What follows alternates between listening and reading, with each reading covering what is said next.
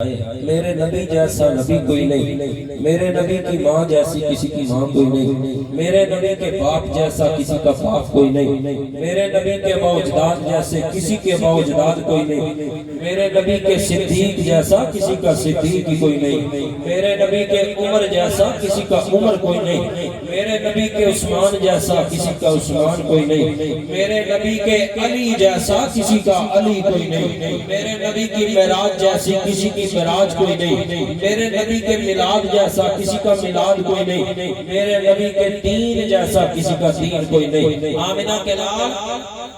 دو عالم کے مالک و مختار کی جلوہ گری، حضور کا دین اگر نہ ہوتا ہم تباہ و برباد ہو جاتے، ہم اس دنیا پہ چلنے کے لائق نہ رہتے۔ میرے نبی کا دین آیا،